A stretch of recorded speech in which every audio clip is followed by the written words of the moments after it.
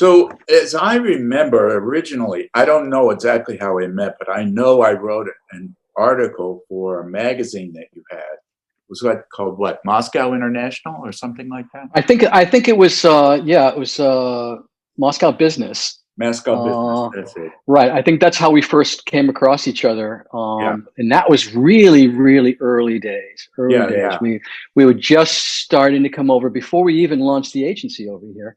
Uh-huh. We somehow got involved with there was since I know you're looking for some of this historical perspective, Sure. I'll drone on a little bit, but stop me at any time. Absolutely. The way we came into this was that my partner, one of my partners at the time, ran into some Russians on a plane. This was late '88, maybe early '89. Yeah. And this is as the media here under the Soviet Union were told, "You're on your own. Go figure out how to make money because you've got these massive printing facilities. You're your own little industry, but you don't make any money." And so he met some Russians on a plane that were working for Moskovskaya Pravda and a newspaper, and they had permission to start the first magazine that could accept advertising. And that through various conversations, because he said, well, we can help you, because in those days, this is all pre-internet. The agency business was a lot about print. We did a lot of magazines, a lot of publications. We were doing, we did a lot of tourism and travel. So we were handling magazines for the city of Boston and for various corporations and all of that kind of stuff. So we can help you out. And so we started consulting with them. And out of that came a joint venture to create Moscow Business with that newspaper, with Moskovskaya Pravda. Okay. And that's how that came about. Okay. And you had an agency here in Boston. Right. Exactly. Yeah. Okay. I started an agency in 1984. Yeah. And then we grew up organically and through a series of mergers to become an agency that ultimately became Friedman and Rose. Mm-hmm. And then Friedman and Rose came to Moscow, and that's how I started doing this stuff. My partner, who was much older in Czechoslovakia, and he's no longer with us, he had no real love for the Russians. He made a couple of trips and then said, I'm out. And we had a client in Boston. One of our clients was Kodak at the time. And they said, well, we're interested in what you're doing over there. One of our divisions makes large color management systems, and we'd love to talk to some of these publishers and printers and people that you're talking to. Maybe you can make some introductions. And we came over during, what was it, USA 89, the big trade show and all that stuff.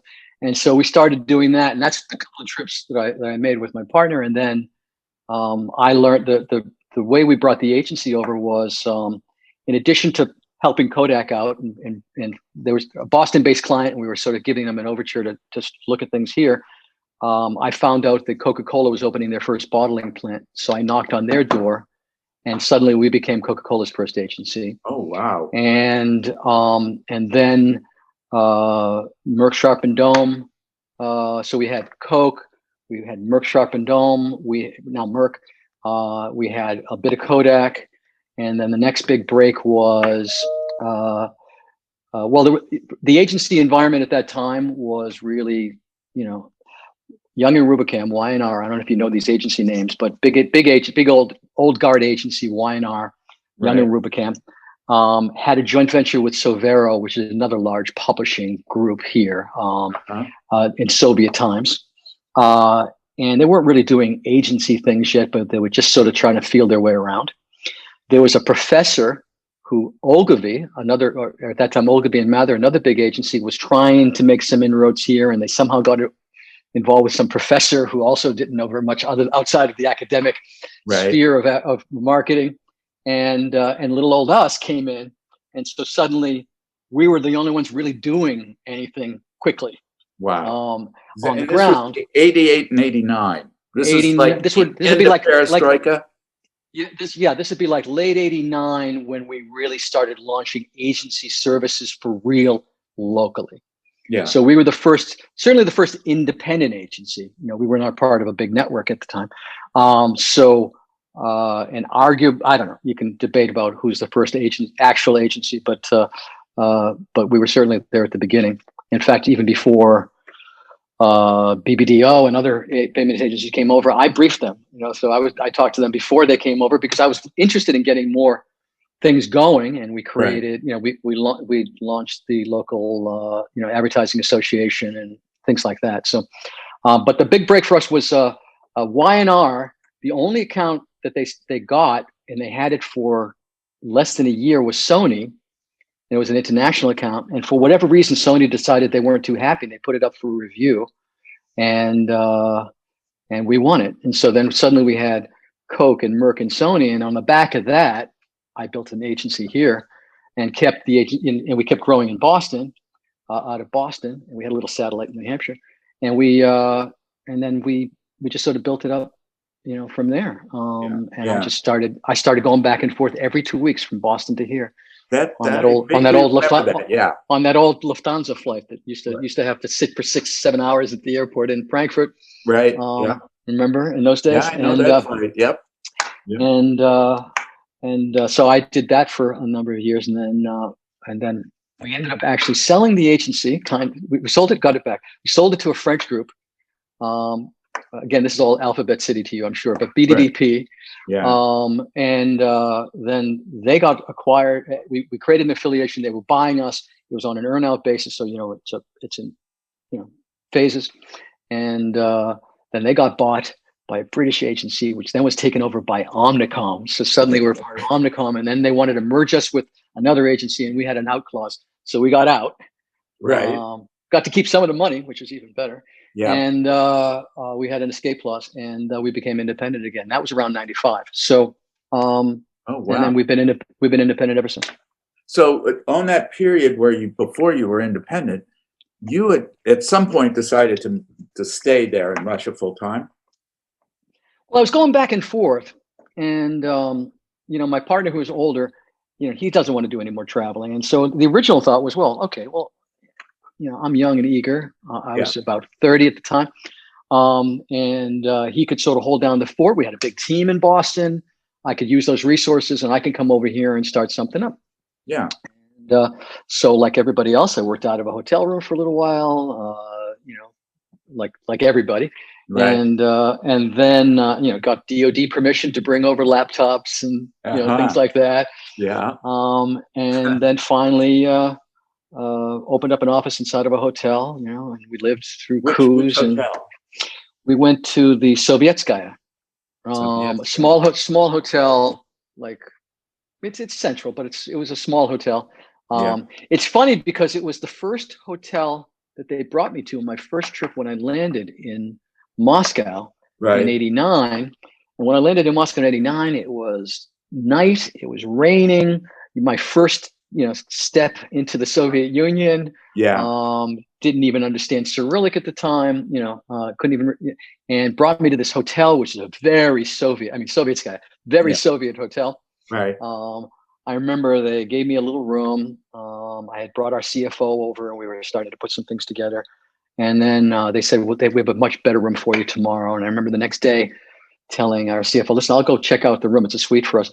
And I go down and I get the key and I go up and I go down this long, long corridor because everything's on, these big corridors. Okay. Right. And I get to the end and there's a double door and I open up the double door.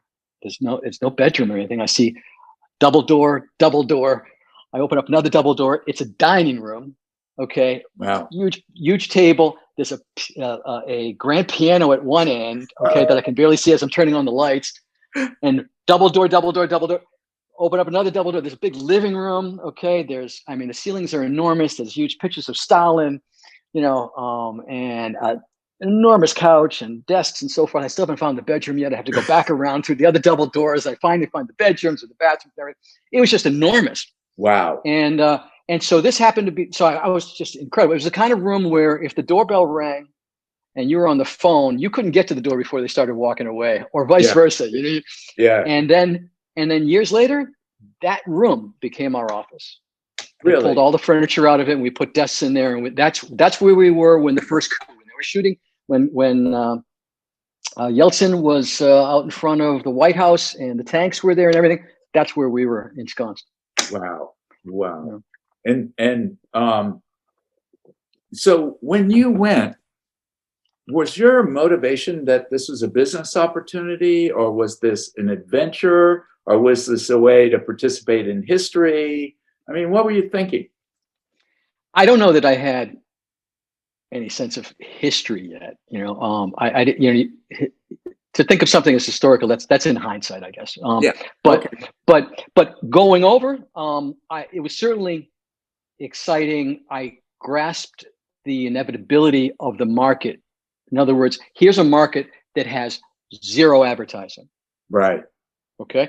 The anecdote that I would, it would be, at the time when I was coming over here and when you were here in those early days, there were lines for everything, right? Yeah. People were standing in line to get anything. I mean, you'd get in. The joke was you'd get in line and then figure out why you were standing in line. Right. Right. And so when I was first trying to explain advertising, Yeah. the Russian perception was, how god awful would something have to be if you had to advertise it? Because we're buying. If it's on sale, we're buying it. Okay, Right. We're buying it in every size because we know we have some family member who it'll fit. Mhm. You quickly figured out that even in Soviet Union they did understand brands, because it's funny, they would look at the bottom of something, and this was done in factory 45375, okay, Right. versus 45376. This one's better. They had so you could see that it wasn't going to be too much of a click. It was pre-internet, so they didn't have a window to the world. Like they couldn't talk about a lot of brands. They knew the famous brands, but they didn't know anything else really. Right. They had some communication, but it was still pretty clamped down when I first got here. Yeah. So it was very I know concept. they knew Levi's, for instance, because Right, exactly. there was a big black market in that, in the Soviet Union. Right, and Pepsi had been here for some time, since Nixon and all Yeah. that. So there was a hint of things, and because it had just started opening up, and people were just starting to travel. They were starting to get some sense of things. Of course, the other joke that I used to tell in those days was, you've probably heard this, which is the Russian Space Agency is holding a press conference. Have you heard this? No. So the guy goes, he's talking about the space agency. He says, first we're going to go to the moon, then we're going to go to Mars, and we're looking at Jupiter. And then a reporter raises his hands and he goes, when can we go to Paris? These are the stories you're telling in those days. And when I was doing forums from McGraw-Hill in the early days, when they're talking about business in the Soviet Union and all that kind of stuff, these are the kind of anecdotes that I'd be telling in those days. Right. But it's, a lot of people here, I work with a lot of young people that don't remember any of this. Yeah. Most of our staff is, 25 years old and younger. Yeah. They don't remember any of this stuff. They grew up in a different country. Completely different time, and they were teens by the time the internet was well in place, and so they don't get any of that stuff, and they don't look at history. Yeah. But I'm still not sure. I know you look. To answer your question, I didn't answer your question. Really, was my motivation was a couple of things: business opportunity. Yeah. Just the idea of doing something so offbeat. I mean, people would look at you crazy. I mean, nobody was traveling. Many Americans weren't even traveling very much at that time anyway. I mean, you think about it, I mean, relatively speaking. Right. And the idea of just moving away from home, never mind going to the Soviet Union. Right. And so there was that, just trying to do something that's so totally different. I think the other thing was I certainly saw the inevitability of this business. In other words, you had zero advertising. It's coming. It's coming. Yeah.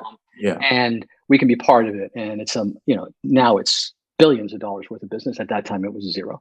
Yeah. And then I think the other thing was that very quickly we were getting. I mean, we worked for some pretty good sized brands in the States, but suddenly we're handling all of Coca-Cola. It wasn't as big. It's not as big as the Coca-Cola account in the United States, but we're doing all of it. We're doing all of Sony. Okay, we're doing all of, and we're working with smaller teams on their side. So the decision making is really fast. So we got a chance to do so very quickly.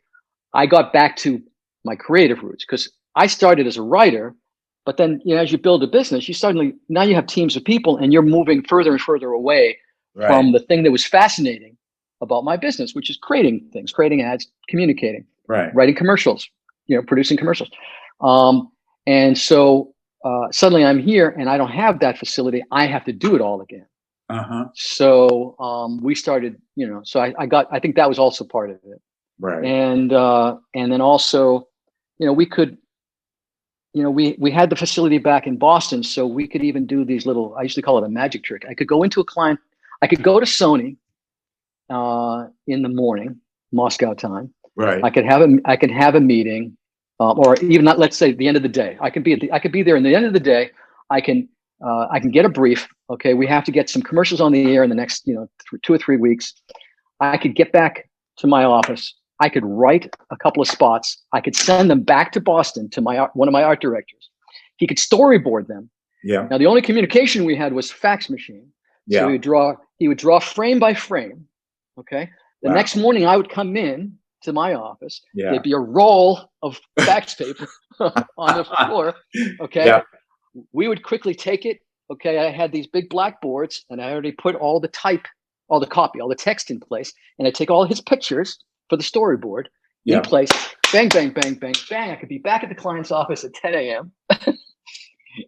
and we'd have the spot approved in less than 24 hours. Right. It never happened before to me in the States. It hasn't, since those days, it has never happened again, because now you have committees and everything. But before I loved the opportunity to, creativity works when it works fast, because creativity, like fish, starts to smell after a few days. It's everybody's looking for what's wrong with it. But if you have to run quickly, you may make some mistakes, but it has a little bit more of a purity to it. And the idea is just go.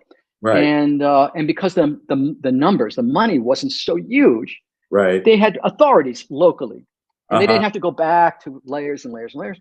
And so we turned out a lot of good creative stuff very quickly. And suddenly we're doing more award-winning work, and it's coming out of Russia. Wow.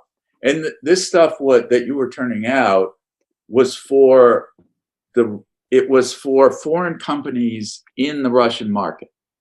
Is that? Early days, there were really no consumer product Russian companies, right? Yeah. So these are international companies.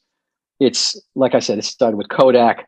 For Kodak, we were doing a lot of print work and things like that. There weren't a lot of magazines to publish in, but there were some newspapers. We started early advertising. One of the things, well, if you're looking at other things that I was looking at, we did a lot of firsts, meaning we did the first radio spots. We did the first television ads. We literally did the first outdoor advertising. In those early days, the first big walls that you saw for Coca-Cola or for Baskin-Robbins or any of those other big billboards in those very early days, that was all us. And there was no billboard company to call. We had to get engineering. We had to get the city rights. We had to get it constructed. We had to do the whole thing, get it up there. It had to be hand painted, because we didn't even have, in those days, the technologies for films and papers and things like that. No big print facility, hand painted stuff, and get it up there. Metro, the trolley cars, we had to go down and teach them how to put frisket film on all the trolleys and paint. It's like almost that's a reductive process. You spray it, pull it off, spray it. And we did all of that stuff for, Coca-Cola brands like Fanta and things like that, or Baskin-Robbins, or, companies like that. So there are a lot of firsts. We did the first sweepstakes for Sony that was ever here. You just got to, not that it was the first in the world, but it was the first here. And as far as they were concerned, it was the first in the world. Right. So what did you know about Russia when you landed? I mean, you're advertising to a set of people you know anything about, right? Right. Yeah. I mean, before I started coming, as soon as it was on my radar, and my partner was doing the first couple of trips in, like I said, late 88 or early 89. And then I came over, I think spring of 89. By that time I was starting to do my reconnaissance and do my homework as much as I could. Yeah. Hearing his stories. Remember, we were getting the magazine going. I was learning a lot from the newspapers and the publishers, all these adjunct industries to marketing, publishing, printing, right? Film, because there was Moss Film and places like that, which is where we shot a lot of our early commercials. So we were adapting what they had available to us. Radio was nascent, but we could grip that pretty quickly. Right. As soon as they had all of this was happening at the same time as the permissions were being granted, right? Yeah. Business model was changing. We could suddenly own 100% of the business, because previous years it was all joint ventures, minority, then equal, then majority, then total ownership. All this stuff was evolving, and all the permits were being granted to the media to run advertising. And so we were sort of able to sort of piece that together. So you're playing sort of teacher, educator at the same time. Right. I mean, I was even speaking at universities in those days to try to, looking to see if I can find some people with some insight. You'd have to be very flexible. I remember, like, for example, we had Merck Sharp and Dome. Well, who am I going to get for an account manager on that? Nobody that knows any advertising, but at least I can get somebody who knows medicine. I hired a doctor who could make a hell of a lot more money working for me as an account director or account manager than she could as a physician in those days. Yeah, right. And so you'd go with that. You'd hire people out of printing houses to be work on production. You'd hire people out of the film industry or TV for production to learn. And you teach them. And so it was a lot of teaching. Yeah. And then and then as far, just to answer your other question, as far as how to communicate to the audience, we did a lot of early research, and I surrounded myself with as many people that I thought I could trust, who I felt like I had indoctrinated, and so that I thought that they could grasp concepts. And then there's a little back and forth on how to then write to that. Right. But it's just I guess a skill set that I adopted. Yeah, I've had to do that. I've had to do that in a lot of languages now. Yeah, how did you find those people? They had to speak English, right? Because you didn't speak Russian. Right. Yeah, they had to speak English. One of the first people was as a result of us working with Moskovskaya Pravda on Moscow business. Goss Concert. Do you know who Goss Concert is? Yeah. Remember that they were the division. They were part of the Ministry of Culture. Right. That was, if Billy Joel came to Moscow, that was Goss Concert. If the Red Army Chorus went to London, that was Goss Concert. They were that, anything that had to do with music. Yeah. They wanted to start a music magazine, so we helped them start to put together a music magazine, and we had a great, editor from the States that came over, and we helped them get going. It didn't actually end up going anywhere, but we started getting that going. But when we started working with Goss Concert, they needed to assign someone to us as sort of an intermediary and translator. And so they found this girl, and who didn't want to work with us at all. But they literally threatened. I hear the story a lot, and I'll tell you why in a minute. They threatened her that they were going to fire her if she didn't work with us.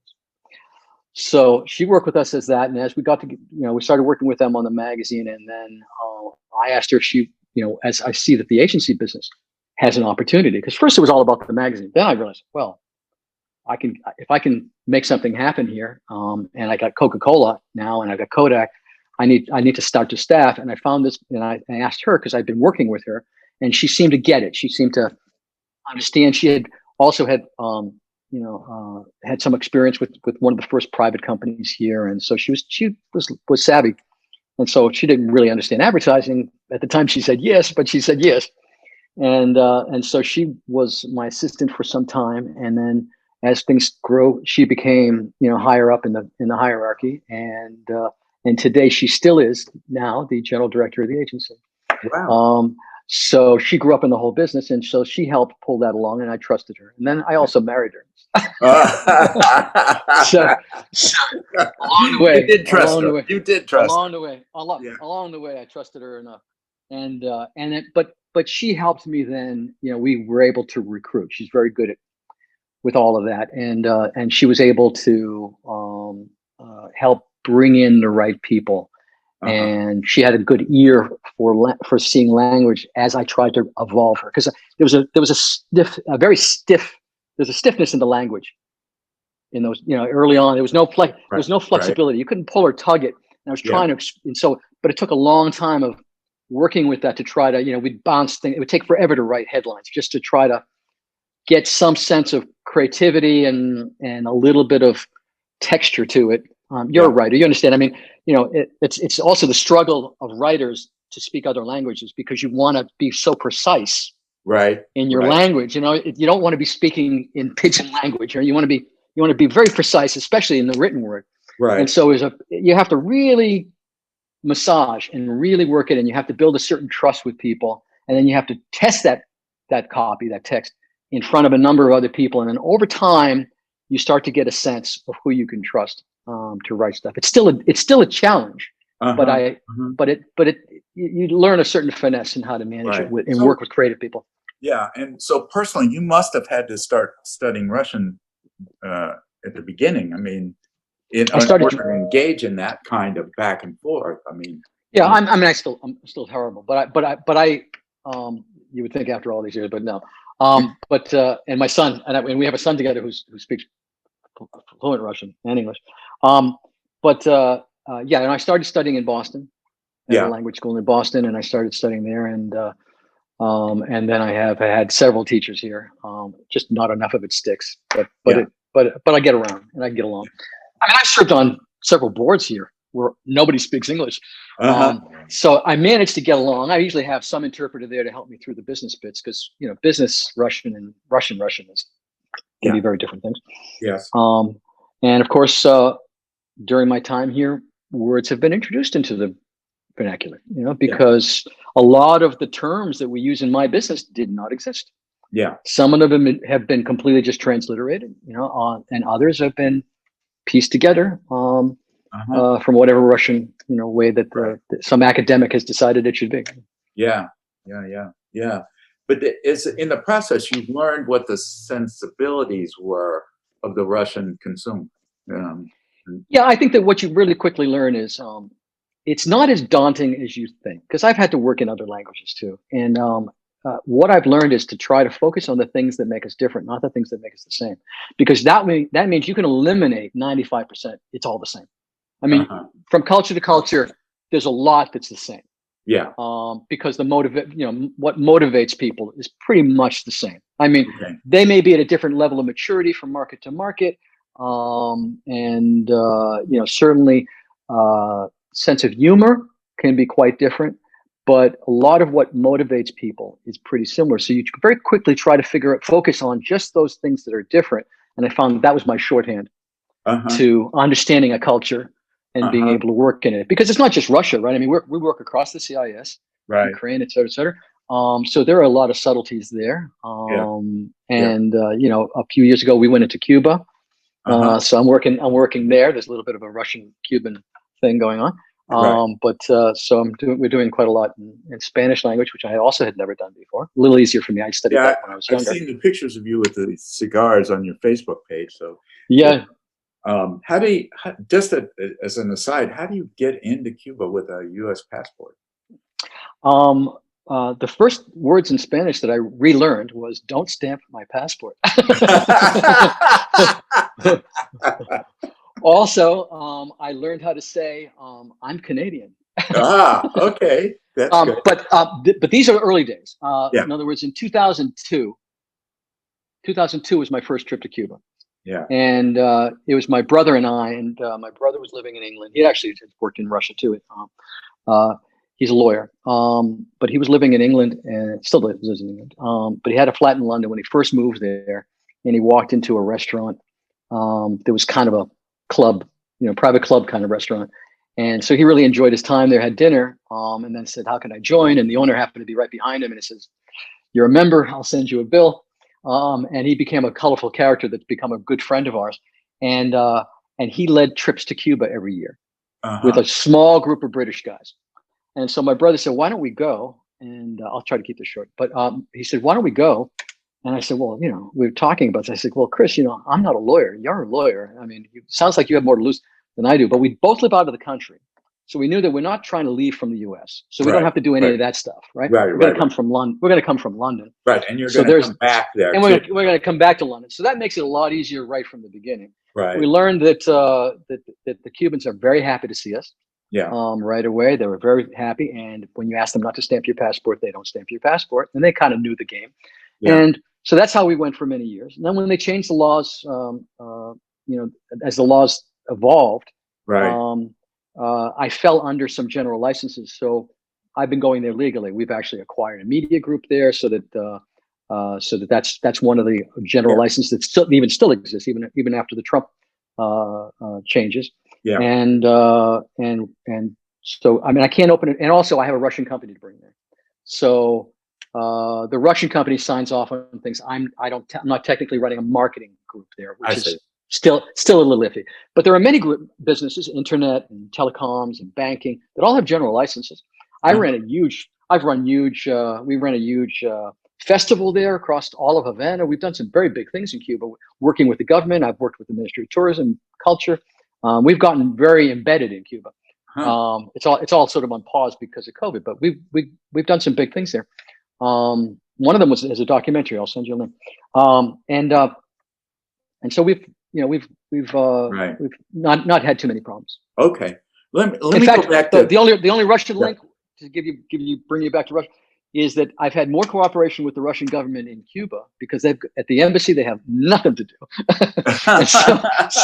so the Russians in Cuba have been so much easier to work with, and they've been very helpful in Havana, and more than they've ever helped me here. So back to what you said about how you evaluate based on difference. Do you remember some of the key differences that you noted when you began between peculiarities about Russians that you remember? Well, I think that the first thing I think all of us learn is that it's a "niet" mentality, meaning it's no before it's yes. It's always there's a glass is half empty approach here that I think is part of the culture. We certainly learned it a lot in the research. Like if we're trying to present, in a focus group, a commercial or something like that, or packaging or something, it's always what's wrong with it first. It's always, it's always to the negative. The other thing, the real quick thing we learned is, in the States, from a business perspective, we could do a lot on the phone. You and I could have never met. I could be in Boston, you could be in New York, and we could have a phone relationship for years, okay, and get business done. And in Russia, that never happened. If you hadn't met somebody before over the phone, I mean, you couldn't make anything happen. You had to go there and you had to talk and communicate, and everything is impossible until you talk it through. I went through the same thing in Cuba, by the way. So, my wife looks at Cuba as sort of a mini Soviet Union because they adopted a lot of the same ways. Everything is no. Everything is no. No, it's impossible. Impossible. Until you sit down and you talk, and suddenly it's amazing how the whole thing can turn around. So that's what Russia was like. It's like no, no, no, no, no, until it's yes. And also just out of, they didn't know the industry. They didn't know the business. They don't know. Not only did they know my business, they didn't know business. Right? Yeah. There's no sense of that early days, and so it was just that can't happen. That's not going to happen. They're so used to everybody. I think they're just so used to the system saying no to them that they adopted saying no to everybody else. Right. If that makes sense. Right. And so we had to get past that, and I think there was just me being a little bullish. I just got to go. We're going to do it. We'll find a way. They didn't understand that until you keep pushing and pushing and pushing. And suddenly they turn around. They turn around. I had a card carrying communist. I've done the same thing here and there. Communists, members of the Communist Party. And it's like, they're so anathema to capitalism and commercialism and all this. Right. Suddenly if you turn one of those people around and suddenly they're like, they understand it completely and they're starting to offer you headline ideas. You've turned them around psychologically. They start to realize it's not the enemy, which was also that part of it. This whole thing of capitalism and commercialism and advertising, it was all a very foreign concept. That took a while. Right. And when you were doing your initial advertising, was it in the Soviet and successor media, or was it new media that was developing and you were relating to? New media didn't really develop very quickly. Yeah. Early on, there was all sorts of licensing and practical issues behind that. They kept a pretty tight lid on that. That was the last thing they wanted to give up. And so, but they did start allowing ads. And so, no, we started placing commercials on those same channels. Remember the TV when it would, like, if they ran out of programming, the clock would come on the screen. Yes. Yes. Yeah, and finish out the hour. Right? Okay. Yeah. So we quickly said, instead of that, how would you like to make some money? Yeah. Okay. Russians understood that quickly. Yes. And so we started placing ads on TV for Sony and Kodak, and there was somebody else early on too. We started doing a lot of pharmaceutical work. We got Merck, and then we got some of the other pharmaceutical companies were also very quick to come in. So we started doing a lot of that work. Right. Anyway, and then the radio stations had the same kind of conversation. The newspapers were more quick because they were really thin. I don't know if you remember Soviet newspapers. They were, they weren't very thick newspapers. Right. They published whatever. They filled all the pages. So it took a little bit of work there because they had to free up space. So they had to but we quickly found out that they weren't married to a lot of what they were putting in there. They had a lot of filler. They were having a hard time actually filling it out. And so we realized quickly that we could work with them. And then of course the trolley guys, they were very happy to start. I mean, we'll come down, we'll paint it for them, we'll put that message on and give them money. Great. Yeah. Billboards, the same thing. There's always somebody to give money to, and it was a lot of work. Right. Now I can make a phone call, but it was that, and we also did a lot of the first research too, so that helped us to So to understand. You were forming the industry.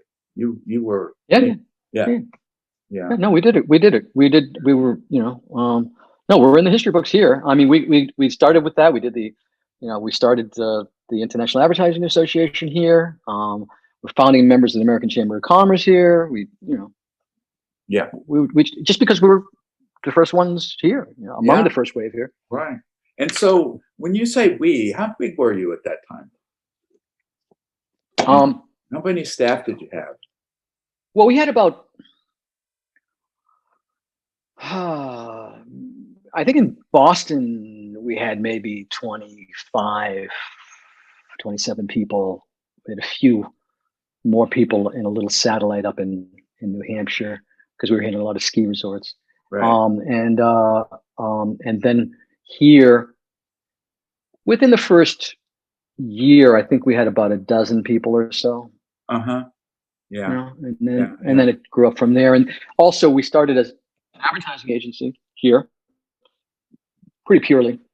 And then we started to build out other services, public relations in particular, and public relations became a big part of the business. Okay. And that was again for foreign companies and. Yeah, well, exactly. I mean, I remember writing an article for the old Moscow Tribune where I was just basically talking about how public relations in Russia began at the KGB. It was a propaganda department, and early on, PR had a hard road because they learned about advertising. So now they're only thinking about communication was pay me, and I'll deliver that information. So PR is not that. PR is more of a we give you a story. There's a little bit of pull and tug. Obviously, it has to be newsworthy, not entirely commercial. That kind of balance. Right. They didn't get that at all. And in fact, in my article, I joked that if there was a fire, somebody from a newspaper would be running around and going, "Who's going to pay me to write about this fire?" Here. Okay. because Sony pays me to talk about their stereos. You should pay me to talk about this. But it evolved.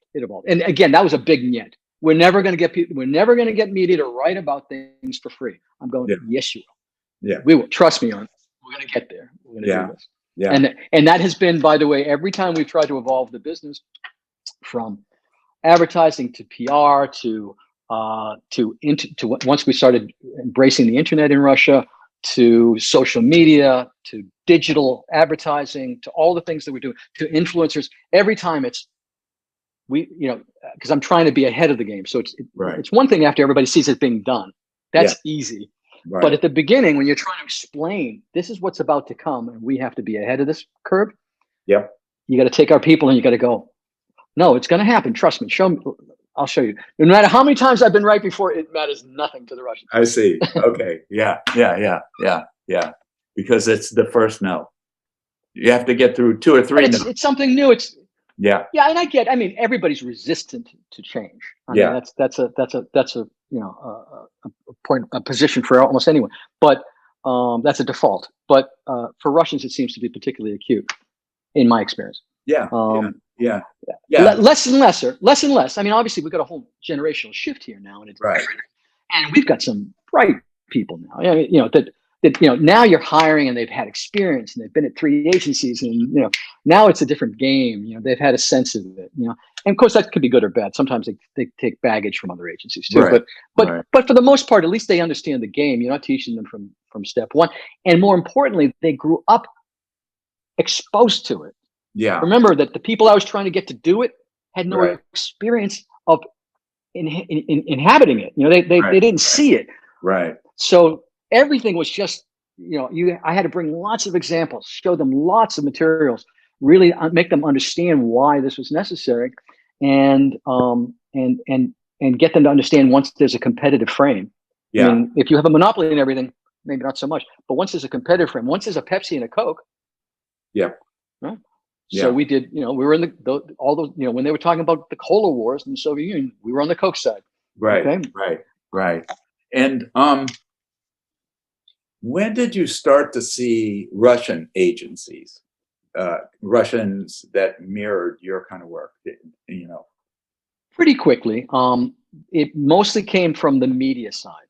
Russians, like a lot of, the culture, like many cultures in this part of the world, adapt to a trading mentality before they can adapt to a nonlinear thinking approach. In other words, the creative side of the business was harder for, I think, and it's just generally harder for people to grasp. How do you create an ad? I mean, there's a, even if you grow up in the States, there's a learning curve there.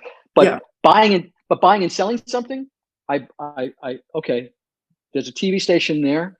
I buy it for one price, and I get a commission from this client here.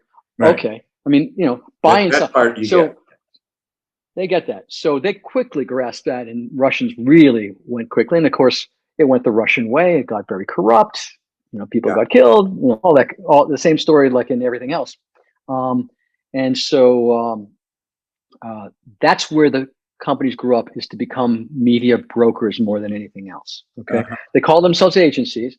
Right. And they would try to piece things together, but a lot of that could work even for a multinational to a certain extent if they're adapting everything. And all they have to do is get somebody to place it. So there could have been competition at that level, but for the most part, the international companies didn't want to have a whole lot to do with the Russian agencies because too many obstacles, from language to everything else, to just a sensibility about, what they didn't know what strategy was. They didn't know they didn't know how to build a marketing plan. They didn't understand all the groundwork. They only saw what came out the other end, and the transaction. And a lot of people got into the business, like a lot of Russians who got into a lot of businesses in those days. It really had nothing to do with their love. In other words, they had no passion for it.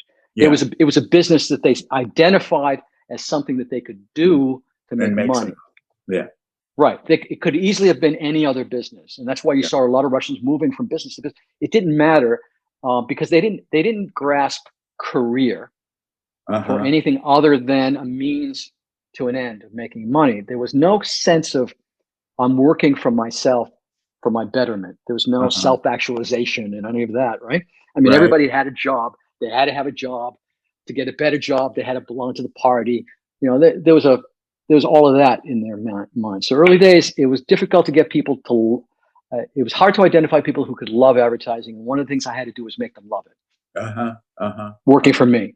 Right. And our competition, I think part of our early success is the companies, especially international companies, they saw no passion there. They saw no understanding. There was no experience. Right. Who are they going to give their money to? So that was our early benefit. But Right. yes, they certainly came up, and then of course now there's this. Yeah. So give me some rough time frame for how that industry has matured. I mean, in other words, when did I understand in the beginning stages what you're describing, but say by 95, 97, 2000, when did you see that you began to feel like, wait a minute, this is a robust industry in Russia?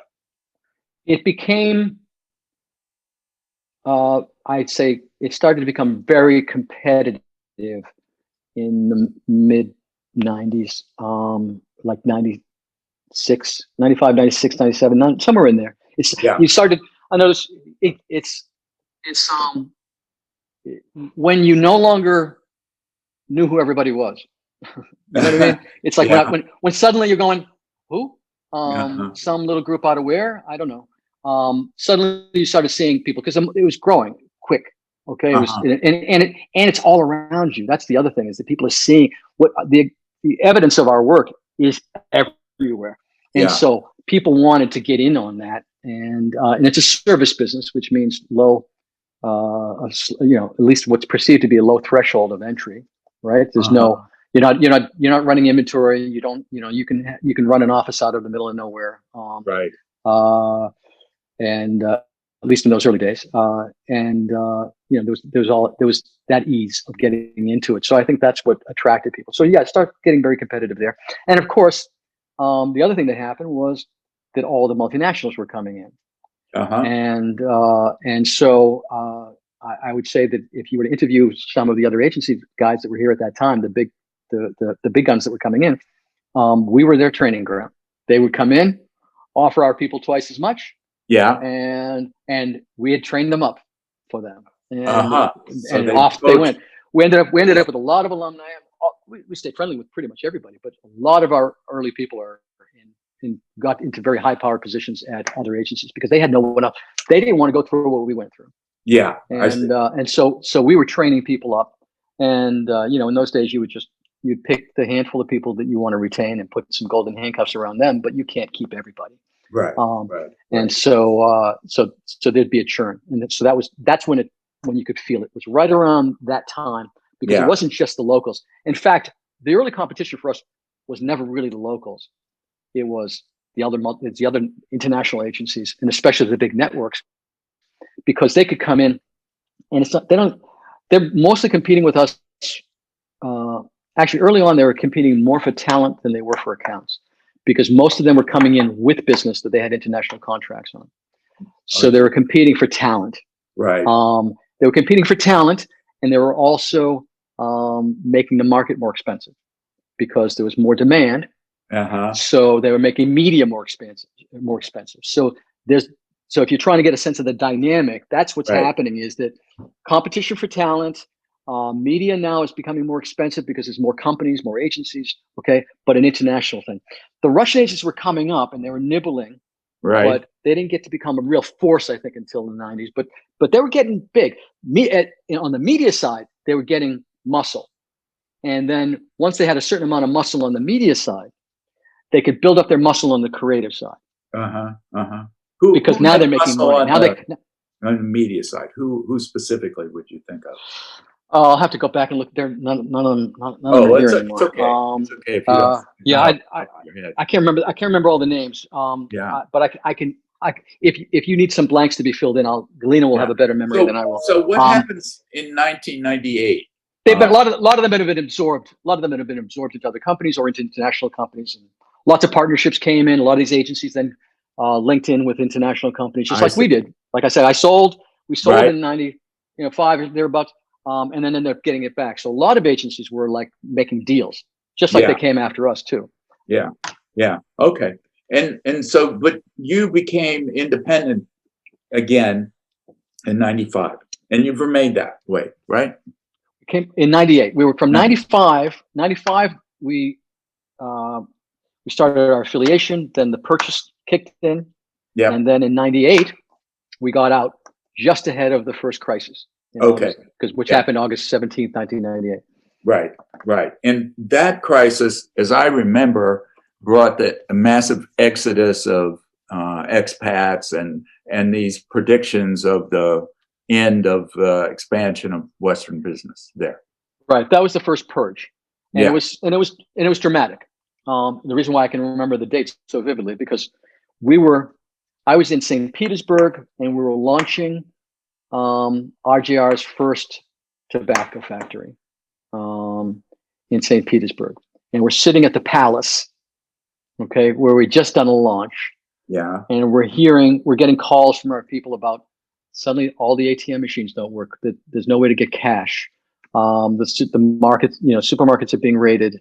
Yeah. People are hoarding stuff. It all happened very quickly. The banks our accountants are calling them, the banks aren't recognizing our wires. And there's a massive devaluation of currency. So you're just watching your money sit there. Because in those days, even if you were bringing in money in dollars, they'd immediately convert it into rubles. It was a forced conversion. Right. And you just watch it shrink. Yeah.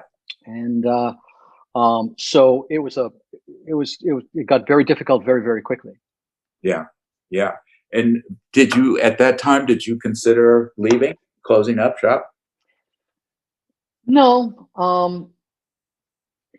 Again, I'd like to think I was really insightful. I think I had a sense that we had enough momentum, and I looked around at our clients, and I saw what could we retain and everything.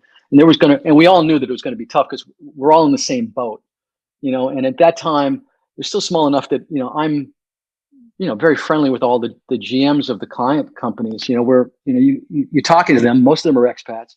Yeah. And you go, well, we're gonna stick this out. But we're gonna be looking at who's gonna live and die. Like, for example, because suddenly, their distribution networks were in turmoil. And literally I remember sitting at GlaxoSmithKline, and he's looking at his distribution network, and he's going, who are we going to save? I mean, because we're going to have to extend credit to somebody, because none of them can afford to pay us anymore. Right. Who are we going to salvage out of this? And looking at and looking at channels, and I remember all of that kind of stuff. It was difficult times for everybody. And of course, we're also in a tricky position of stewarding clients' funds, because money's coming through us. Uh-huh. So, at any moment in time, we could be managing millions of dollars for clients. And so if that got frozen up, fortunately, they didn't hit us at the worst time, but they hit us, and there's a lot of money sitting in a bank. Yeah. And, but on the magnitude of hundreds of thousands, not millions. Yeah. And because I remember vividly, because we had just done some big campaigns, and the money had just gone out the door. So there wasn't our problem. It was stuck in somebody else's bank, but it wasn't our problem. Right. Not yours. But the only thing we managed to do was, I said, because they weren't honoring any wire transfers. You could send a wire transfer to a bank, they wouldn't send the money anywhere, so you couldn't pay anybody. Uh-huh. But I knew that the tax inspector could take the money if they wanted it. Yeah. So I asked, I had our accountants call the tax inspector and say, what if we wanted to prepay our taxes? And they went, first of all, they'd never heard of any of this before. Yes. But what if we wanted to prepay our taxes, and looked at our bank account by this much? Yeah. And they said, and that took some communicating internally, because we're being taxed based on our overall income, which was coming in dollars. Right. But I have to pay it out in rubles, and the future value of those rubles based on the dollar percentage was going to just go like this. Right. So I said, if I could turn this into an asset, and freeze it before it diminishes, because ultimately it went down to 20% or 30% of what it was, then I'll be able to preserve that. And it's not, we have other capital outside of the country. And I'm going, what if they did that? And they accepted those terms. And we prepaid all of that in taxes. We were paid for taxes for years, because we just prepaid it and they locked it in. And wow, we managed to salvage at least 65, 70% of the capital. Right. That's creative. That was very creative. Yeah. And I told the same thing to the YNR guys, and so apparently they did the same thing right after that. After I got it done first. Yeah. And then several other companies fell in suit, and they did it. The tax authorities were very happy. Right. So there's a question I want to ask you, and then I want to come back to where we were this 1998 point. But so did you ever have to deal with the issue of Krisha for yourself? Kind of, Yeah. but not really. It's a funny thing.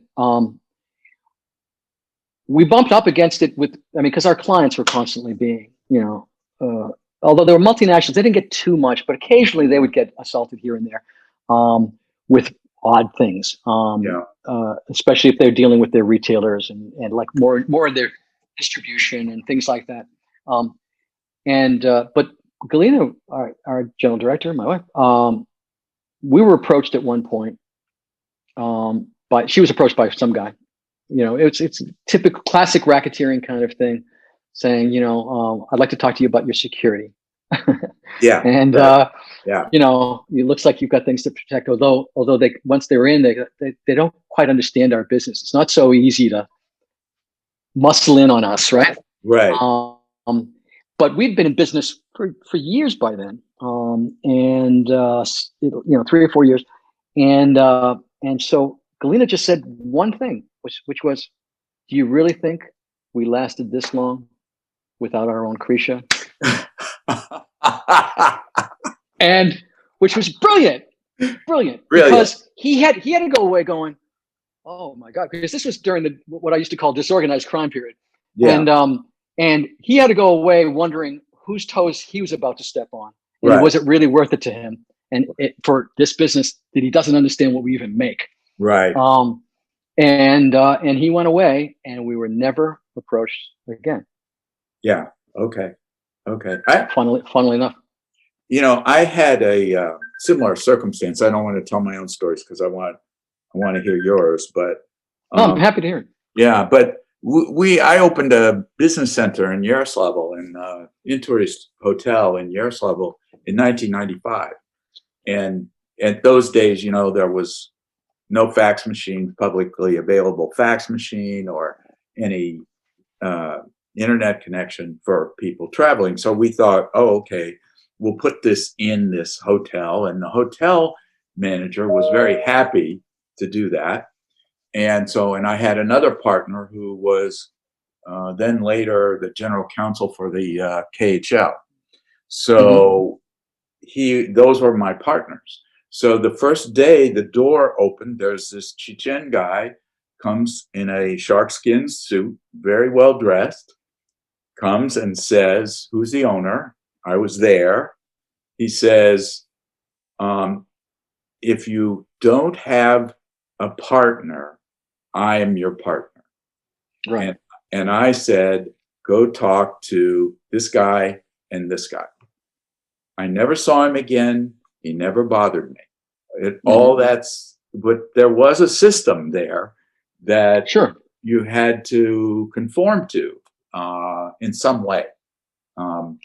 It didn't necessarily mean you had to be paying off people all the time, but there was a system.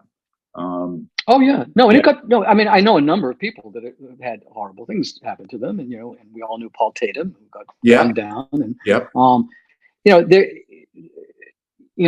was kind of a fact of life, but we never really had too many problems. Yeah, we started to see more issues happening in media, and frankly, after about 98, 99, we jettisoned the media buying part of our business and spun it off.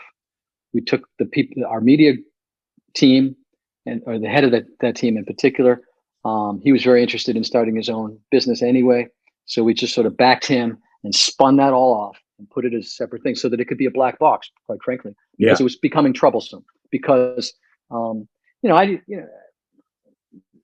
there was not a lot of oversight over me, but I didn't want to be in the middle of anything that would get dirty. I knew that there was dirt on the other side of it. I didn't really want to be there. I needed to try to create some remove for myself. Right. And so that's why we ended up doing that. We still did media planning, and we still do everything else.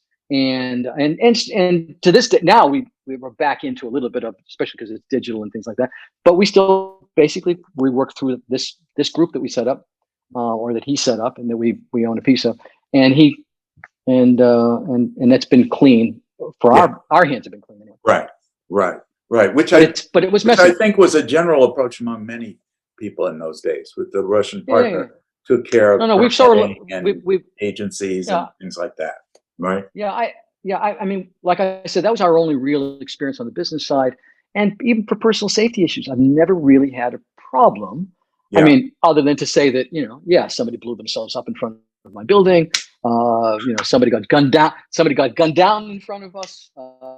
Things like, but personally, I've never been. You know what I mean? I've been witness to things. Okay, right. and all of that. We lost like 8 bankers one week. I remember.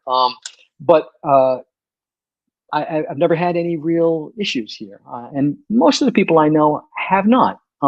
And it still apparently happens from time to time. Yeah, A friend of mine, or a guy that I became friendly with, as a French guy, became the head of Chanel here, and he got attacked. He got mugged. This was just a year ago or year and a yeah. half ago. As the head of Chanel, I mean, he's got and I think that soured him on the business, and he ended up leaving the market. Uh-huh. It still goes on, but I think that just goes on in big cities, and Right, right. Well, I'm not sure it's endemic to here. yeah, yeah. So did you see the attitude among Russians change towards foreigners and particularly towards Americans over the course of at least through the 90s and then again in the 2000s, which I think is a kind of a separate period.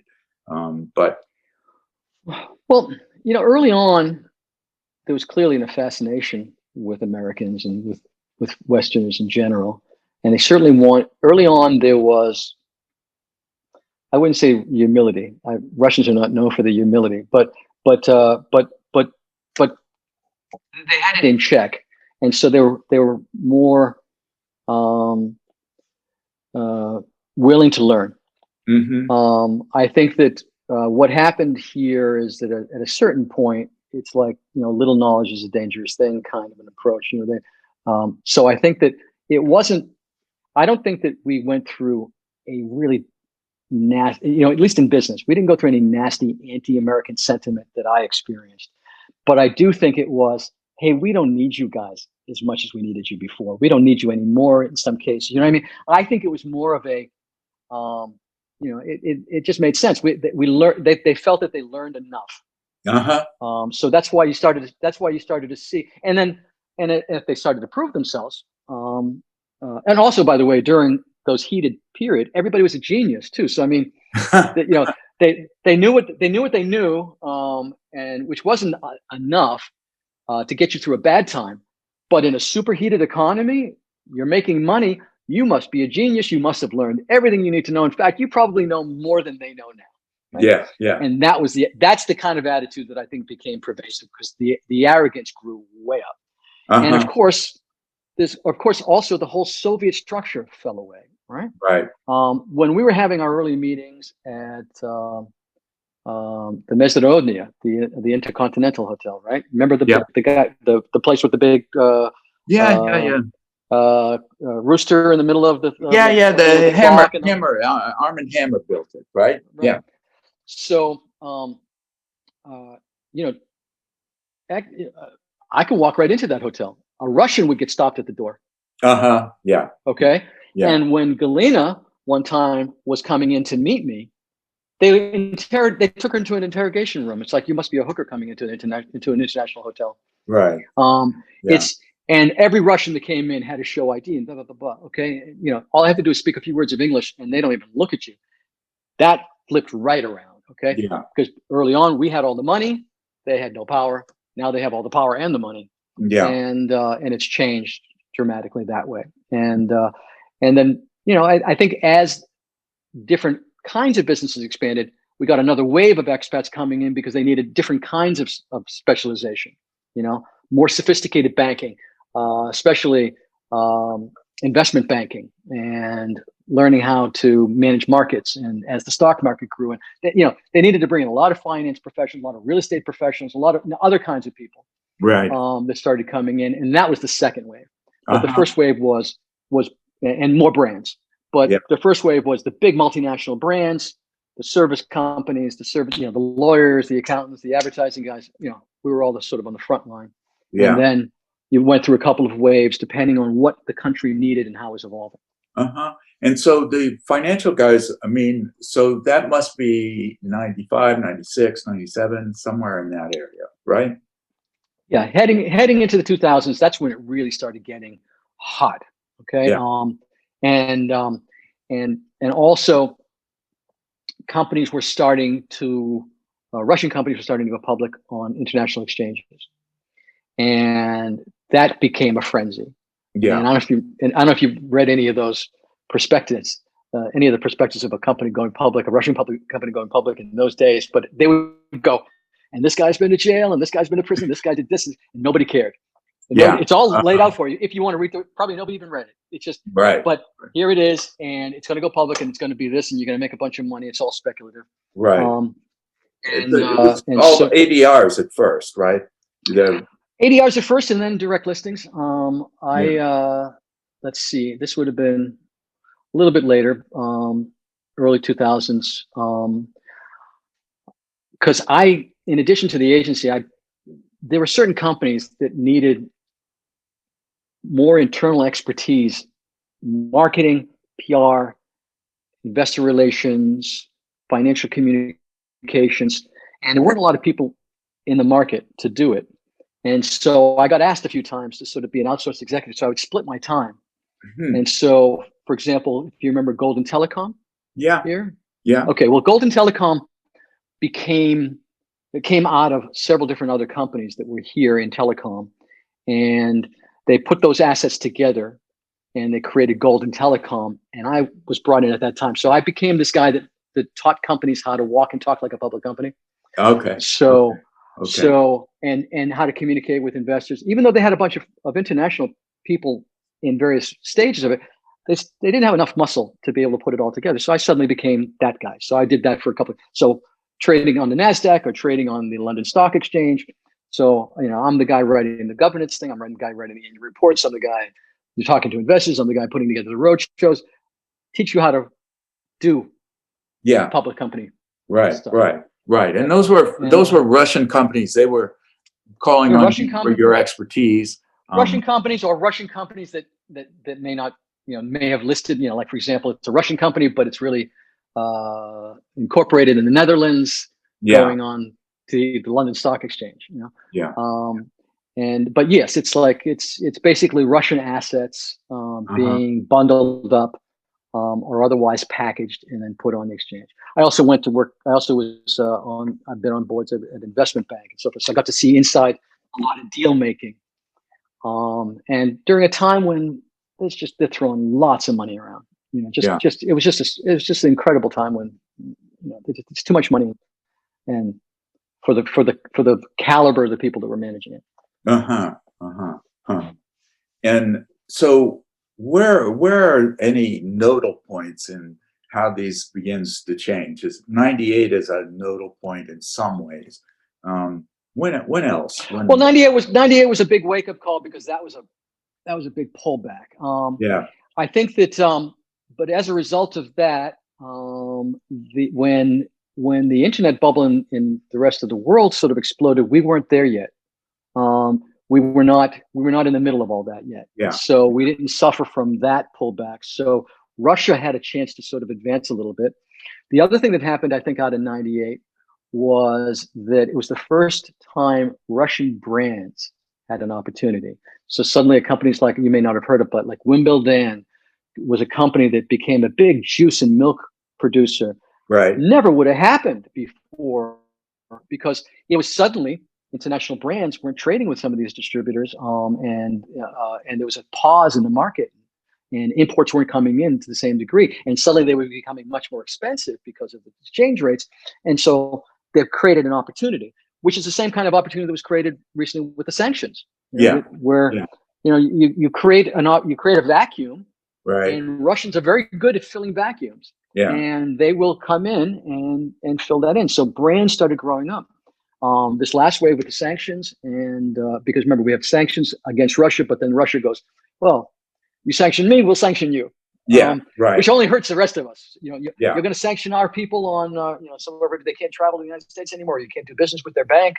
Well, then we're not going to buy any more French cheese. and we're not going to buy any more U.S. meat, and we're not going to buy more this or that. But of course, us living here, we're the only ones that suffer.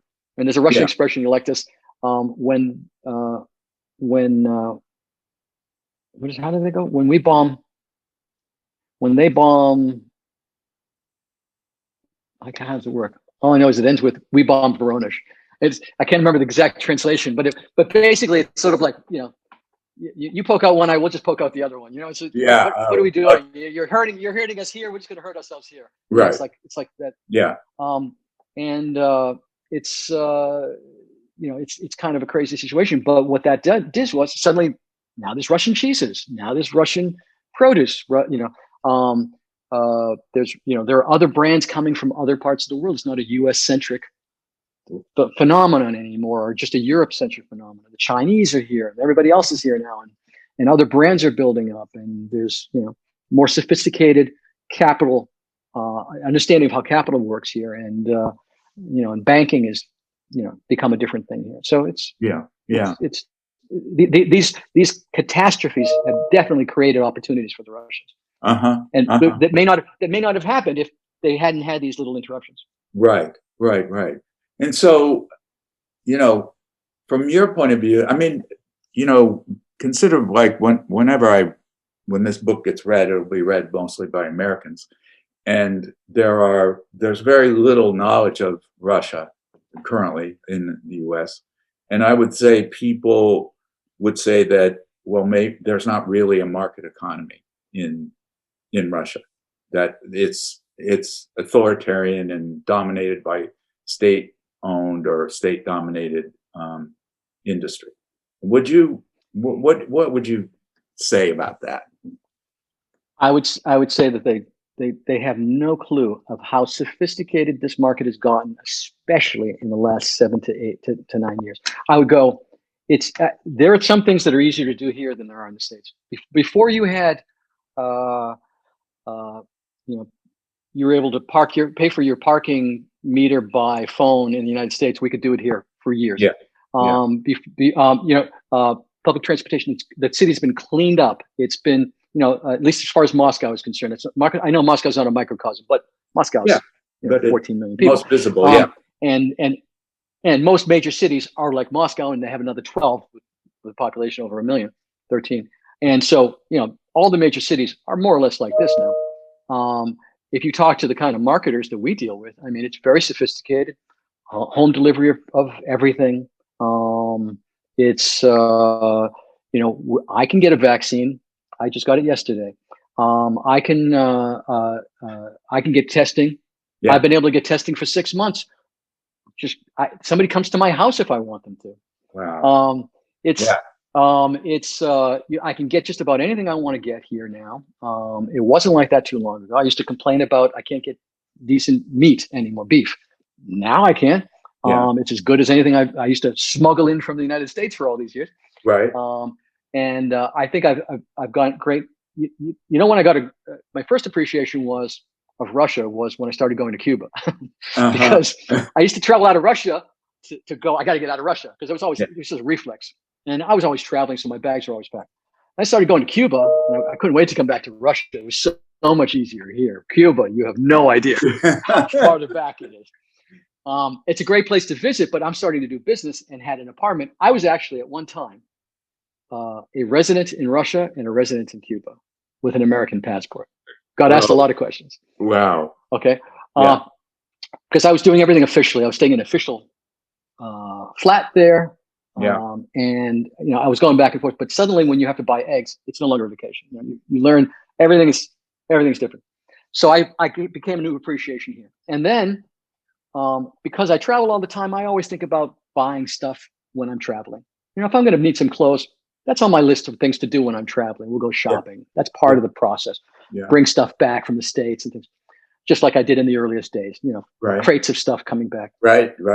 Now that we've been in lockdown, and I've been stuck here since last March. Right. I've learned how to navigate in Russia and found that there's a lot of stuff that I've been bringing back that it's very readily available here now, and they've really stepped up. We have everything delivered, groceries, everything's delivered. It's very sophisticated media market, very sophisticated distribution channels. More and more companies are coming here. We're talking to companies today, big companies you would know that have never been here yet, that are coming now. Right.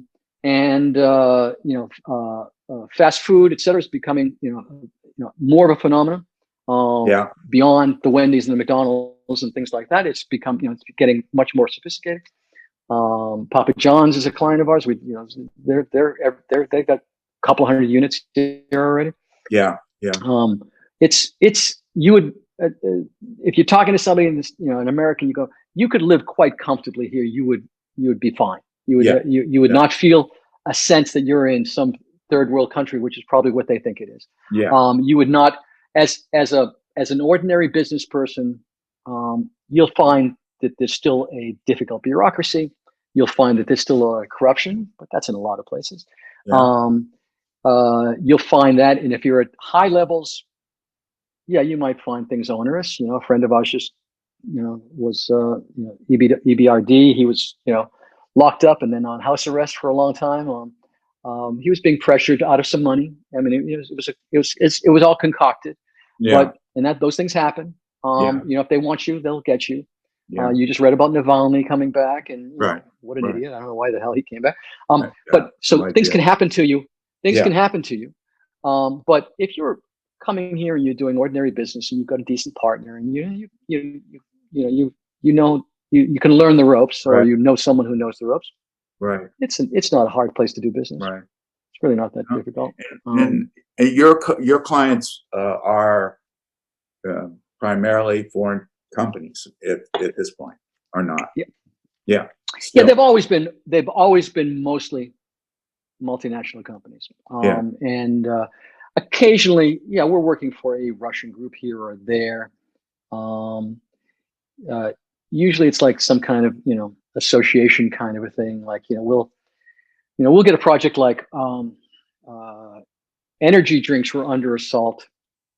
So Coke, Pepsi, Red Bull, et cetera, put together a little confederate, and they hired us to work on their issue management project, things like that. So it's an association, but it's still an international company.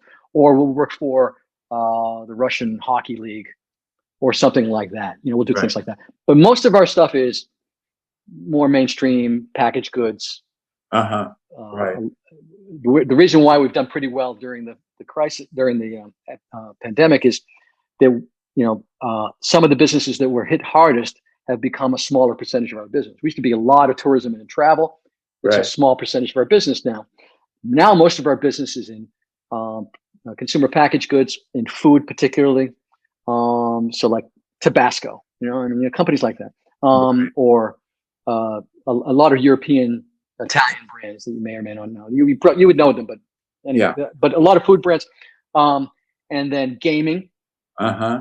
Gaming, hardware, gaming, mobile gaming companies, entertainment. Like we work for BBC for their programming side. Doctor Who and things like that. We manage all of the programming side. The entertainment side also did fine during COVID. Or a lot of we do other entertainment, children's entertainment, and cartoons, and all sorts of other content products, and restaurants, and the restaurants that deliver, like Papa John's. So they did okay. Right. Things like that. Luxury, some luxury goods. Yeah. How big is your agency now?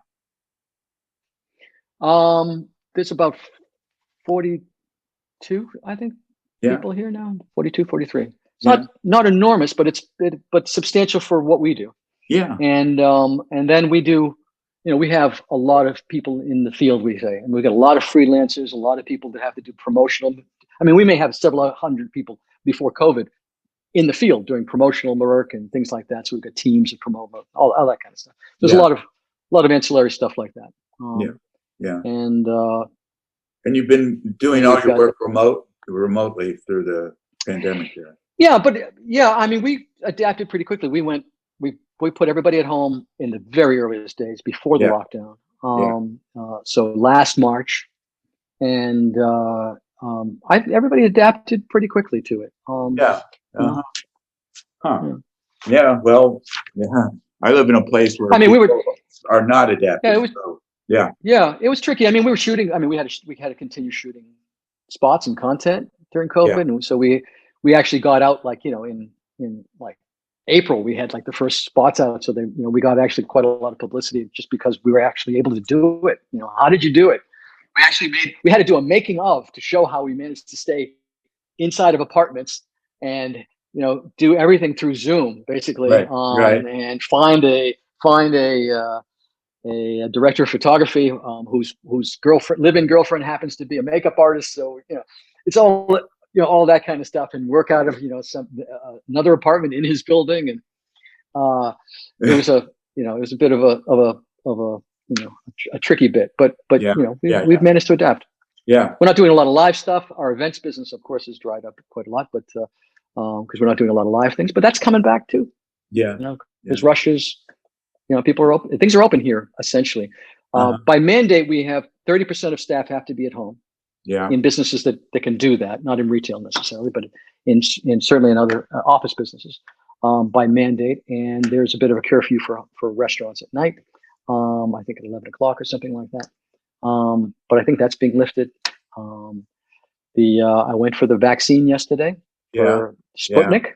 yeah, Which a lot of us were resisting quite a lot, but and in fact, even when we get there, they're going, "Why are you getting Sputnik?" Some of the people there don't understand why we're getting Sputnik, because they go, "Why don't you get Pfizer?" I go, "Well, if Pfizer was here, I wouldn't be here, but we can't get any of that, and we're not going to be able to get it for some time, we're told." right. And so we just sort of we did some investigation. We talked to some people at AstraZeneca and things like that, and they just said, "Yeah, it's safe enough, and in a few weeks you'll know whether you have antibodies." So we did that, Yeah. but the experience was.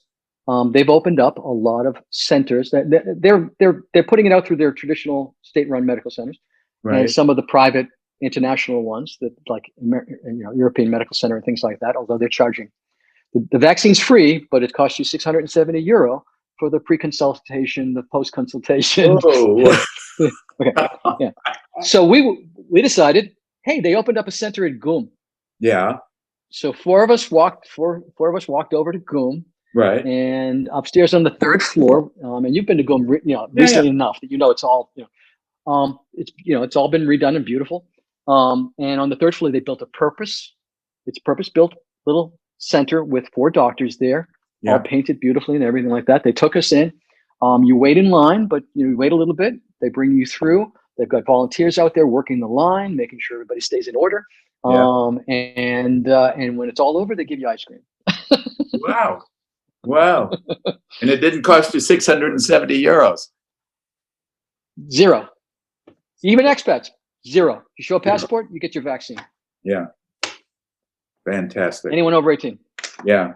Well, I'm hoping that by April I'll get it, but that's what I'm looking at. So yeah, my brother's in England, and he says I'm on a list.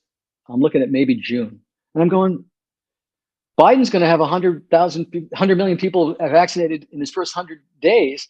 Right. The UK population is only 60. You were the first guys to start. What's going on? Yeah.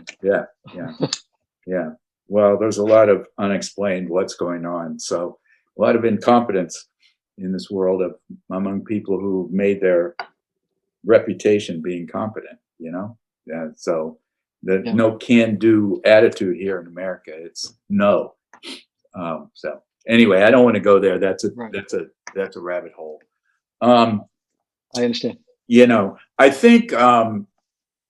think so. So first of all, I want to thank you for doing this. And what I'm sort of learning through each of all the interviews that I do, and I'm trying not to let my preconceived notions, dictate what's going to come out of this. I'm trying to rely on people and your impressions and your experience. And so probably there's a good chance I may want to come back to you at some point and ask you some more pointed questions and trying to put some definite dates or names or something. And if that's okay with you. No problem, because no problem at all. I'm not sure I answered. I was just put on my glasses just to read through what any of the questions you had sent to me before, and I'd started to scribble some things down. I just want to see if there's anything there that was that we didn't quite cover. Right. Now you had asked that like Russia ended up rejecting the U.S. model or things like that. I'm not sure we answered that quite well enough, but Well, no, I think that part of it was, like I said, I think that the Russians were very good at assimilating as much information as they could from various sources. Certainly early on, mostly American. yeah. I don't know that I can say that it's mostly American anymore. I think there's a lot of influencers here now, and I think that they've adopted. I think that they sort of pick and choose what they think they need. Yeah. And I think that, like when I was talking about the company, at the time when companies are going public, I think if you're trying to create a company that's going to go into the public markets, I think they look more towards the U.S. because it's the most stringent market, and they figure if they can, especially if they're going to go on a market in the U.S. But Right. essentially the bar is set the same. I think that's when they start to look outward and go, we need to look like that. And we need to act like that. And how do we manage to get up to that? So I wouldn't say that they've rejected the U.S. model. I just think that they've adopted as much of it as they could, and they're trying to create their own model, which has a lot of different kinds of influences, both East and West. And I think whatever suited them, and it depends on the kind of business, Right. I think that in my business, there's a lot of U.S. Modeling, because it's kind of where this business originated. Advertising began there. Right. It's where the most progressive brands come from, for the most part, the biggest brands. And so I think that drives a lot of it. And so if there's a U.S. centric thing too, that they've managed that persists here, it's because there's a lot of big U.S. companies that have managed to become very big companies here. And out of their ranks came a lot of Russians who then worked for other companies, whether they're Russian or whatever. Right. So I think we managed to pollinate the market pretty well. Right. And what I mean. I think it's there. And then it's a bit of a stew. I think it's like your primary ingredient is probably a lot of the U.S. stuff, and then bits and bobs from different other resources. Yeah. And so, despite all the political difficulties, the U.S. brands and companies are still in that market because it's a good market for them. I'm assuming. Yeah. Yeah. No, absolutely. Yeah. No, Russia is, as far as any of the companies that have really made a go of it here, Russia generally very quickly becomes their biggest market in Europe.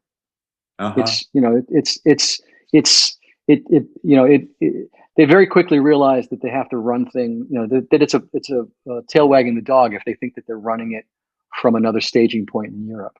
Yeah. Because a lot of, like, they would look at it as Eastern Europe and Russia, and they're going to put their headquarters in Hungary, and I go, well, that's just, it's like, you're going to run, a business across the United States, and you're going to base it in Kansas. Maybe not. You might want to rethink that. Yeah. Maybe today, in our new normal, maybe it doesn't matter where anything's based anymore. I don't know, but certainly when you have physical product that needs to move from one place to another, and I think a lot more companies are creating a base in Russia and then starting to export out of Russia to other parts of Europe versus the other way around. Interesting. So it's more a process of assimilation than rejection, and I think they've taken on what they think they need, and I think that depending on what business it is, they're in different levels of sophistication in their knowledge there, and you can see that in the complexion of the companies. In that, a company that has a lot of expats in it, the Russians haven't learned enough yet. In a company where you see less international, less expats, you go, okay, that's owned by a multinational. Right. That means that, once you see that it's a Russian general director for a multinational company, they've come a long way in it because they've been scrutinized, they've been indoctrinated, and now they've been recognized. Right. Interesting. And you don't have much interaction with smaller businesses, do you? No, we do. I mean, and I'm also always helping, it seems, yeah. smaller companies because, everybody's, there's a lot of startups. And so we hear from a lot of startup businesses, and some of them we can help, some of them we can't. Some of them can afford us, some of them can't. Some of them, we'll bend a little bit because it creates some other opportunity, but a lot of times it's a friend of mine who's a client from something else, and somebody that he knows has got this thing that's going, and so you'd be surprised at how many little businesses I end up supporting, or that we end up interacting with. Right. Well, you need that kind of perspective. No, I'm just curious about. I mean, my sense of the Russian economy is it's top heavy with larger companies, and that smaller companies It is. No, have a very hard time, breaking through that. So, is that? Well, I think that's absolutely, no, you're absolutely correct, and I think that we're going to, like in many parts of the world now, because of COVID, you're going to see a lot of them failing. We see a lot of empty stores. Like I would look at certain businesses, like for example, the restaurant business here. In virtually every other country, the restaurant business, the backbone of the restaurant business is small mom and pops. Okay, it's a single owner, small restaurant. Maybe they became more successful and they're a good sized restaurant, or maybe they have a couple of places. Right. That's pretty much everywhere in the world like that, except for here. Yeah. For many, many years, you couldn't find a restaurant that was owned by an owner operator. There was no foodie. There was no chef at the top of it. It was Novikov, okay, who, he's kind of a food guy, but really, he's more of an entrepreneur. And his restaurants looked better than they tasted. And he was very, and when I say look, I mean from the decor to the beautiful blondes, long-legged blondes walking in the door with their sugar daddy. And then as they became successful, he would bring in chefs, international chefs, and they would beef these things up. And then inevitably the international chef would go to the next place or whatever. There was no little restaurants like a chef going, I'm going to open up my own place kind of thing. Right. Because the bureaucracy of opening a small business here is formidable. Yeah. It's difficult to open up a small business. You have to operate like a bigger business. You instantly have to have people involved, and you have legal liability and criminal liability that you don't have in the other parts of the world. Right. Okay, a general director and chief accountant of a Russian company have criminal liability, and there's no protect. They're not protected by a corporate veil, right? Right. So it's more difficult, and taxation is more cumbersome, and just everything that you have to do to be able to. I mean, it's a lot of people still pushing a lot of paper. Yeah. As sophisticated as it's become on one end, there's still a lot of bureaucratic nonsense that's all rubber stamping. There's still rubber stamping. Just the fact that there's rubber stamping says it all, as far as I'm concerned. Right. The pichat. Yeah. Exactly. Then there were people who came in who had skills, who filled the void, but who, there's a story here, which is that we Americans have had this huge influence on Russia, where Americans have a hemorrhage if there's Facebook ads by Russians interfering in American life. And yet I don't want to say interfere, have shaped a lot of how the modern Russia is. And that shaping, that participation is an untold, at least in the US, an untold story, unknown story. And that's kind of the story I want to be focusing on, Yeah, I think that I mean, two things. One is it would be great if you can reverse the perception that a few bad actors have created for Russians in the United States right now. And when I say, I mean, I'm relatively certain there's government behind it, but it's not who the rest of the country is. I think for Americans, it's probably very difficult for them to detach the government from the people.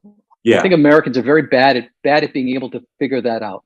I see that same thing in Cuba. Like people like these horrible people. Yeah, but most of the people are living and trying to survive. It's the same thing. I mean, the people aren't doing this, you know. And so I think if you can go any ways to reverse that perception, I really would applaud it. But I think that Americans forget that we are exporters of culture. You know, I see it in my business, you know, predominantly, right? We export culture. This goes back to, you know, Coca-Cola became a global phenomenon because it would create mobile bottling plants that would run with the troops as we were advancing across, you know, battlefields. They would be behind. Okay, when they set up a posting, you'd have mobile bottling units, and would they bring in, you know, Coke syrup, and then they'd do the carbonation locally, and they would bottle Coca-Cola. They because it was so important, okay, to have that culture. They always made sure that troops could get their Camel cigarettes and all this, because brands are part of how we port culture, the American culture, across the globe. This is how we've done it, between brands and entertainment, right? So, I mean, you know, Russians are watching what was the last movie. part? Entertainment.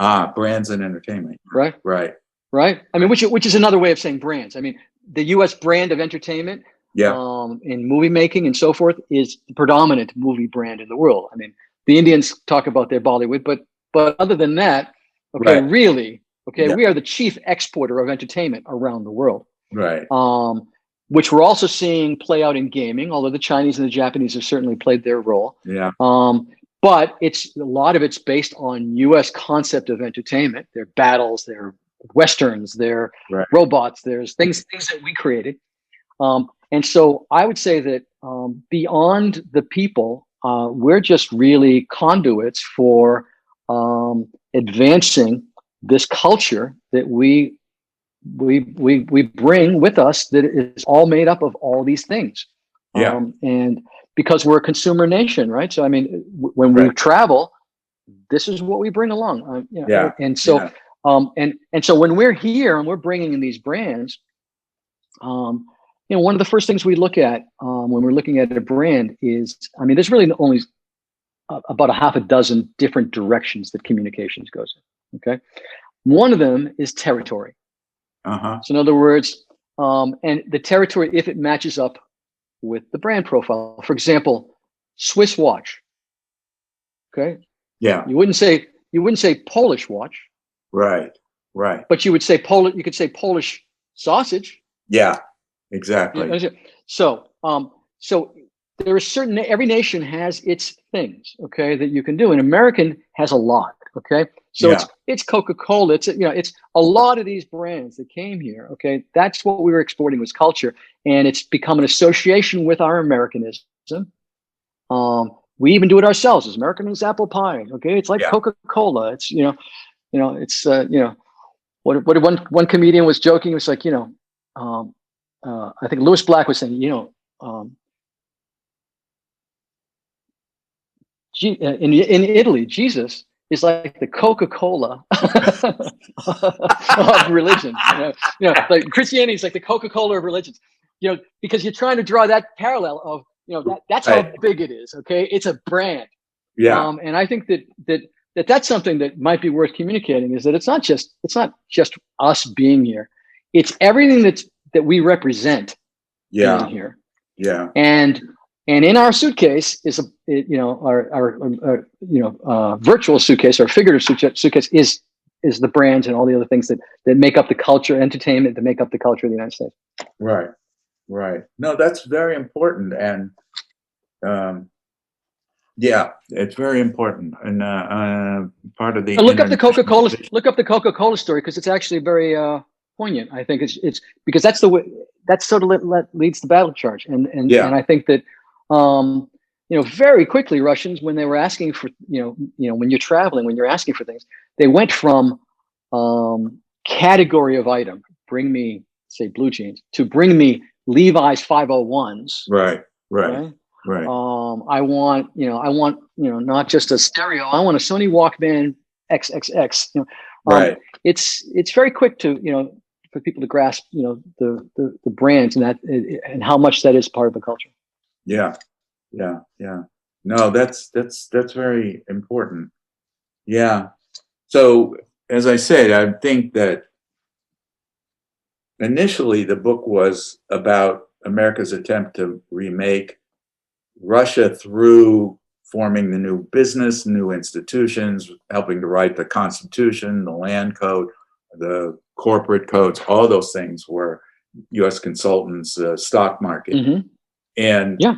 the perception that I started with was, well, there was a certain point where Russia started to say, stop telling us how to live. And that was a pushback against those institutions. But I'm now coming to the belief that it was an assimilation and moving on from it rather than a rejection. Exactly. Listen, you can only chew gum so long before the taste goes away, right? Right.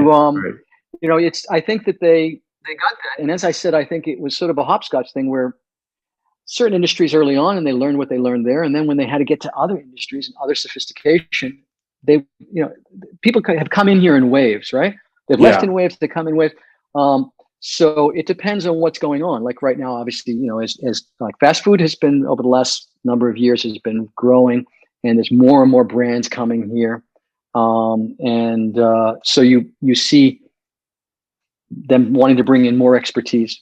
They're not finding all of it on the ground. They're bringing in other expertise. Other people are coming in, and then they'll get tired of those and they'll go away. And then whether it was warehousing, suddenly they need to know about warehousing and sophistication. And then of course a million different areas of tech that you have various specializations that you need people to come in, and so people come in waves. So I don't think that there was a mass exodus unless it was indicated by something that happened, something that occurred, like a crisis, a financial crisis or whatever. That's when people have left, when the market took some sort of a sideways shift.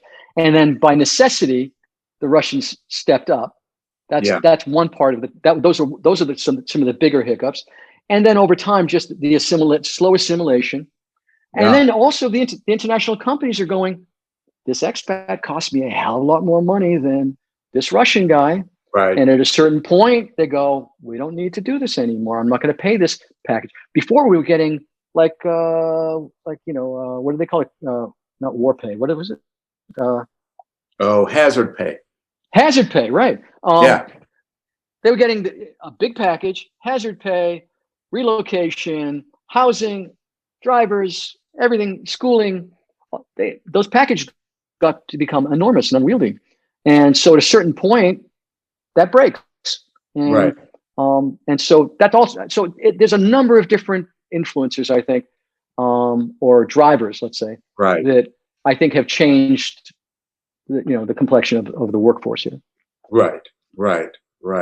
Well, there's also a connection in the mind between accepting U.S. brands, accepting the market economy, and accepting the political values. That connection, it doesn't exist, and so that's part of the perception here of who lost Russia.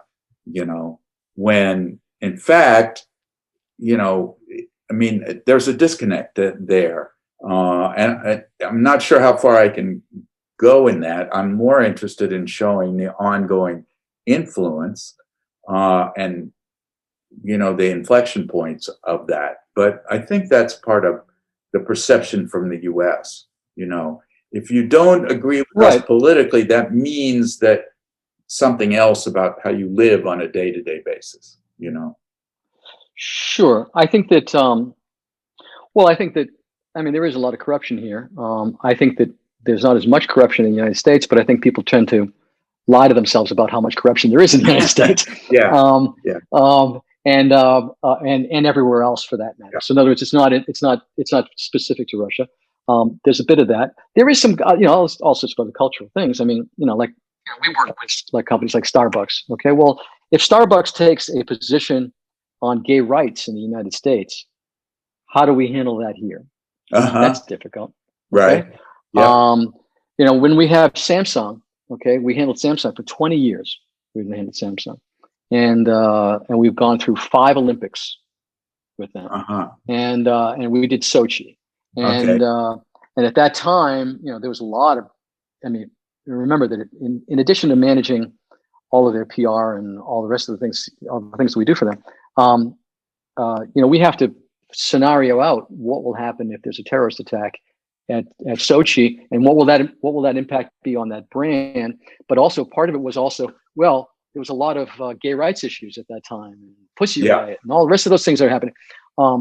And we have to figure out how we're going to deal with that without being, without losing, without being faithful to the brand. Because in other words, if Starbucks says we stand for this, Right. we stand for it everywhere, but then we have to somehow interpret it on the ground in Russia without it inflaming the local government. Right. Not so much the people, Yeah. but the government. Yeah. Yeah. And so there's a lot of that kind of thing. But culturally, like I said, when I was saying earlier before, when I say how to learn a new culture, focus on the things that are different, because most things are the same. Right. I think you'll find that if you spend enough time with Russians, you're going to find most things are the same. They have the same kinds of needs and wants. Right. And I think the problem with America is that not enough people travel, so they don't see it up close and personal. You can't explain. It's hard to explain Russia. I mean, good luck to you. It's hard to explain Russia if you've never been to Russia. Yeah. I mean, it's really hard. Yeah. Because I think that's what it is that, and I think the reason why it's hard to explain certain, a lot of countries, if you don't have the experience, is because we are so much the same that you're trying to identify those things that make you different. And sometimes that exhibits itself in negatives. Oh, here's what, and so that's what gets blown up. You know what I mean? That you're only hearing about the bad stuff. If people in the United States are only hearing about how Russia interfered with the U.S. election, and that's all they hear. That's all they hear. Yeah. Then that's what they think. Yeah, and there was a period in the late Soviet period of a lot of citizen diplomacy and a lot of travel back and forth. And in the 90s, a huge amount of travel back and forth, which doesn't exist. I mean, absent COVID, it just stopped with the Ukraine crisis. And to a certain extent, a little bit before that, but still, the student exchanges, the church groups, the police associations exchanges, all that stuff stopped. And there was a lot of it in an earlier period. So I think it was a lot easier to make that separation between government and people. Yeah. Of course, even that was a drop in the water, a drop in the bucket, really, because, there wasn't a lot of mass tourism. The visa issue was always a big thing, which, by the way, I didn't check up on it, but they should have just dropped. They should have just started the e-visa across the country now. They were testing an e-visa in St. Petersburg and a couple of regions. And as of January 1st, I haven't gone back to check that if it actually enacted, but you should be able to get an e-visa for any country except for right now, the US, UK, or Canada, I think. Because of this, but COVID, they may have changed their mind about that, but they were kind of adamant about until there's more reciprocity with the US and Canada and in UK, they weren't going to do it. But they were making a big push for tourism and making it easier. Right. And that just all went away for the pandemic. Yeah. Well, hopefully we'll come out of that at some point, but still, yeah. Well, look, the whole world may be different, but I'm just sort of plodding along on this because it's something that was part of, my life and part of a story that I think is worth telling. And so no, you have a perspective. You have a perspective that you can communicate. That's right. What you know. Yeah. That's right.